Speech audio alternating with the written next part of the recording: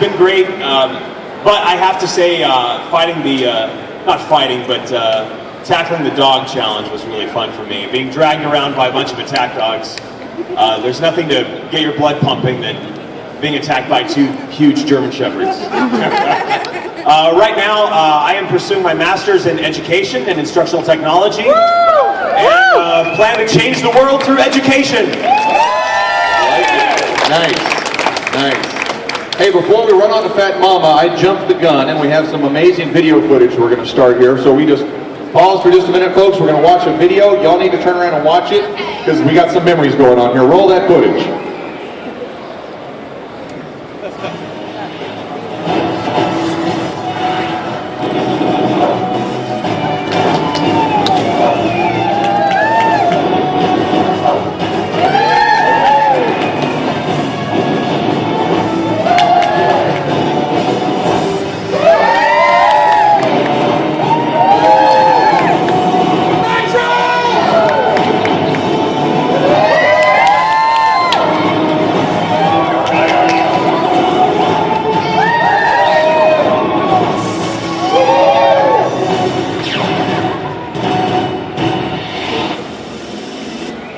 Season 2.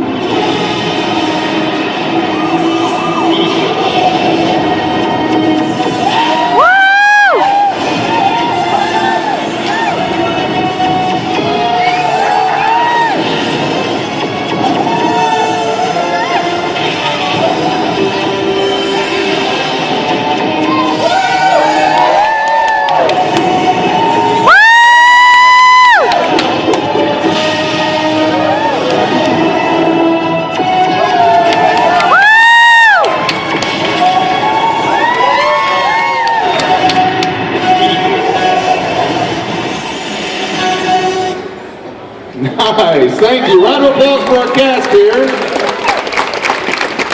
That was what, 6, 7 years ago? We were, some of us a little bit thinner, except Fat Mama, you've lost weight. Yeah. How much weight have you lost? I think I lost about 50 pounds. 50 pounds! So let's talk about your experience on the show. My experience, I really enjoyed it. I think my favorite moment was when Stan took us to the school, the elementary school, and we had the challenge with the kids, because I enjoy working with kids and talking with kids about, helping with their self-esteem and stuff. So since the show, I've been traveling. I go to different conventions all over the world, and I also go to schools and volunteer and talk to kids about not bullying, and give them samples. I have 4 comic books out, so it's been really exciting. And then recently this year, I started culinary school because I enjoy cooking, and so I've been cooking and spreading my love through the food.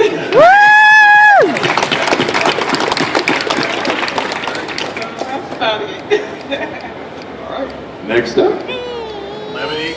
I'm Levity, Tobias Trost. That's the first one off, so my favorite memory was kind of driving around in the limo the day before we got to my elimination round. We were all just kind of having a really great time, and not much of that made it onto the show, but it was fun. Now I'm a producer in animation. Just finished up on season 1 of Gravity Falls, and great show. Also working on Mad, the Mad cartoon on Cartoon Network. So, awesome. You're lovely. Yeah. And still making my toys. So. Name your company again? I'm a toy. Thank you. Plugs are allowed. Okay. I'm sorry, the one not in the costume. Go ahead, Nitro. I can't find it. Hi, I'm Nitro G. Levity, thank you for confirming that you were the first one kicked off, because I keep hearing that for 7 years now that I was. I didn't even make it to like a chicken. I didn't make it much farther than you. So my favorite memory on that one episode that I was on, am I talking into the mic? Oh, I have to bend it down. I'm 5'3", I'm sorry. My favorite memory was just like, I'm just gonna get up and talk to you guys. My favorite memory is, like Feedback said, of getting to know everybody and building friendships that have transcended 7 years now, getting to know everyone's families and seeing their kids grow up. And I'm talking into the mic, am I not? I'm trying.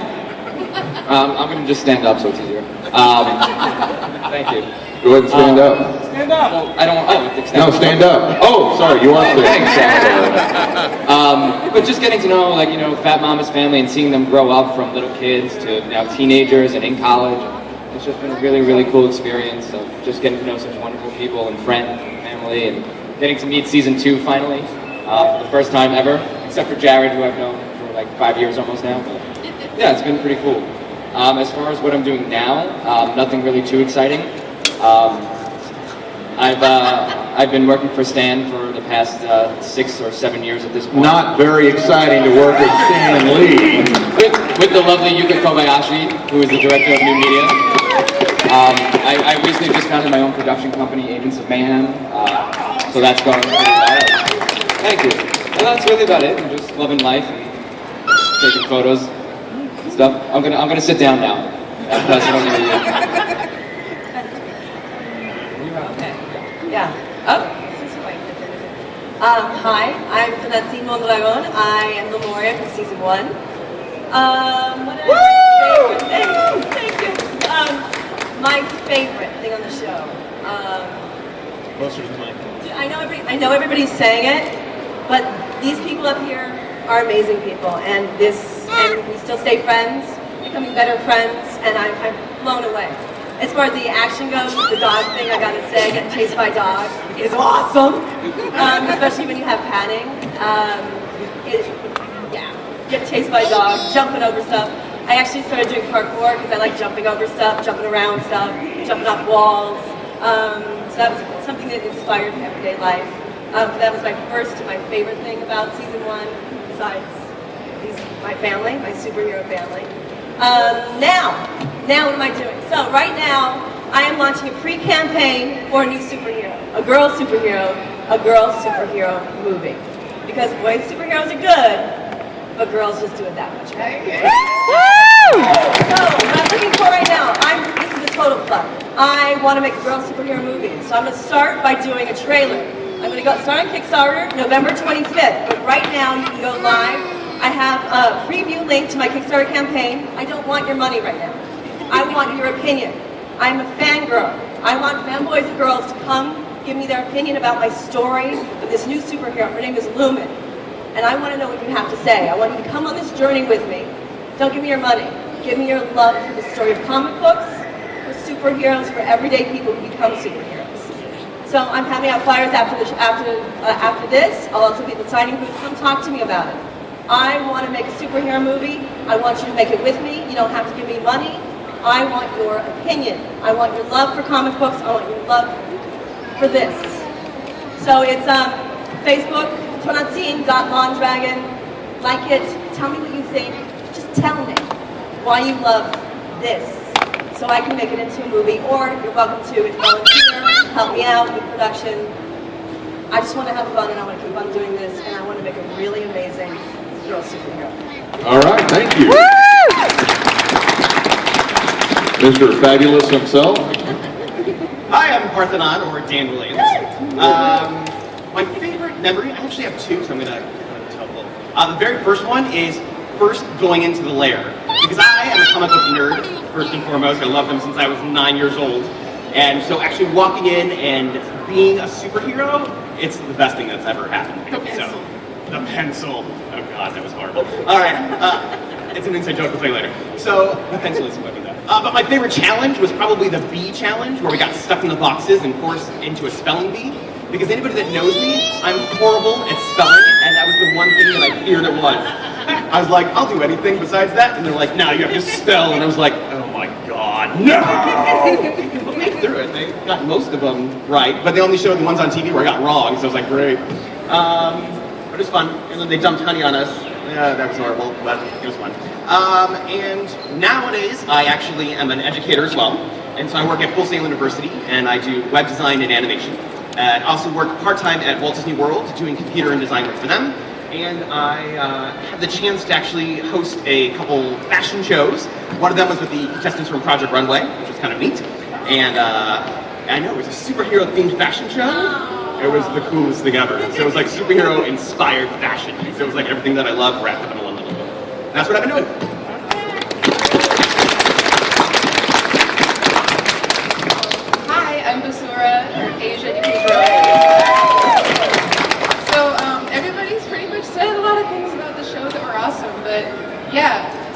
think a lot of us love superheroes because they like helping people, they like wearing flashy, weird costumes, and they have good morals and values, and they're friendly. So being surrounded by those kinds of people and having to sleep in little tiny beds like the 7 dwarves next to each other every night, That was for horrible. real. Like, people don't realize, like, for real, 24/7. Mason, let him play with it. You know, like, Mason. In one like, room. We literally play with had it. to sleep and eat together. Yeah, yeah, Sometimes go to the bathroom.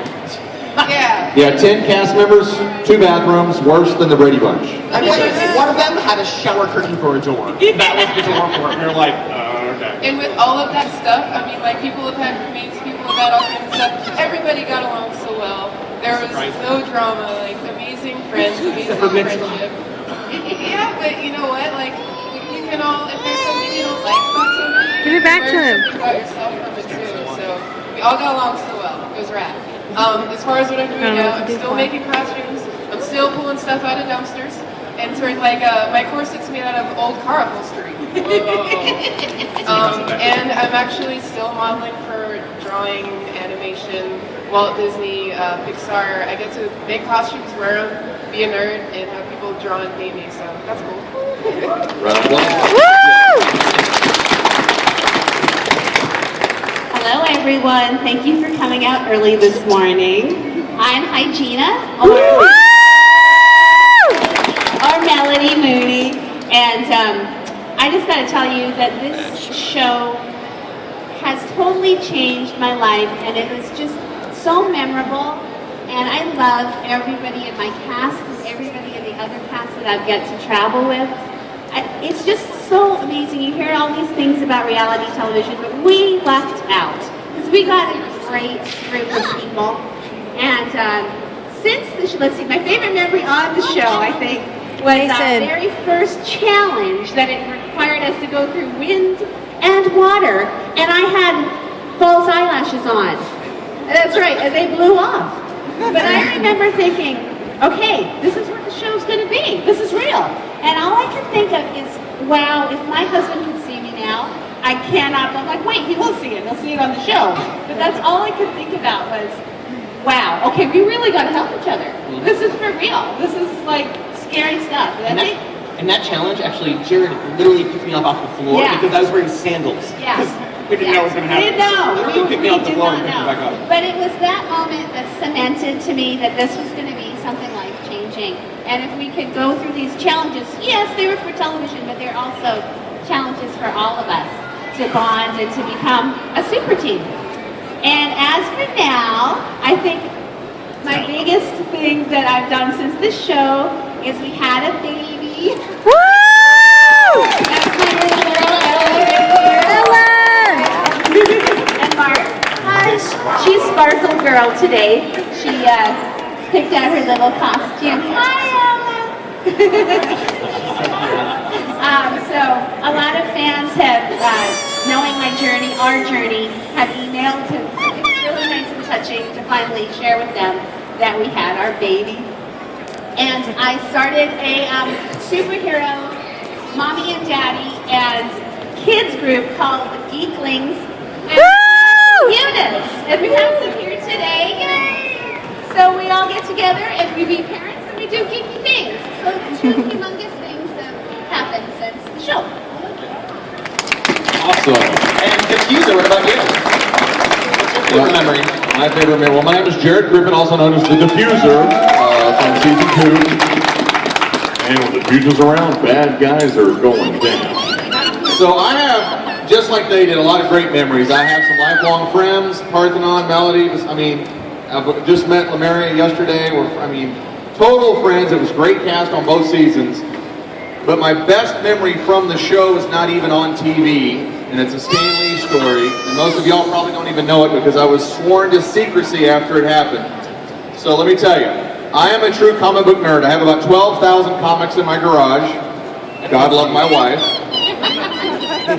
And so we did a photo shoot. Remember the photo shoot for NBC where we did all the big posters and everything? So my day job is that of an Austin police detective. I've been a cop for about 21 years. And so when the director was like, stand here, look that way, I'm used to taking orders. I stood there, I looked that way. So I got done first, and they sent us to the green room, which I didn't know what it was at the time, but it's like a hospitality room. They said, if you happen to see Stan, you are not allowed to speak to him. Because he is your judge, jury, and executioner. I went, okay. So they sent me to the green room, and I'm sitting there by myself. Well, sure enough, 5 minutes later, in walks Stan Lee. And he walks in, looks around, sees me, and apparently he got the same order I did. I don't know. He goes and sits down. And we're there for about 5 minutes. And he finally looks over and he goes, okay, diffuser. And I thought, damn, it's a test. He goes, okay, no, stop. We're off the record here, I promise. I cannot sit in a room with someone and not talk to them. And I went, me neither. He goes, okay, but the rule is we can't talk about anything that has to do with the show. I went, okay. He goes, so you're really a cop? And I'm like, you're really Stan Lee? Don't. So we start talking, and after a while, there's a ping pong table in the green room. And he looks at me and he goes, you wanna play ping pong? It's Stan freaking Lee! So we're sitting there, and I mean, the dude at the time was like 85 years old. So we're just sitting there, ding, ding, ding, we're just chatting as we're... Well, his business partner, Gil, walks in behind me and says something, so I take the ball, and I set it down, and this conversation goes back and forth across the table. And then Gil leaves, and Stan looks at me and goes, so I pick it up, and I hit it, and right then he looks over my shoulder like, really exaggerating. So I'm like, he goes, wham!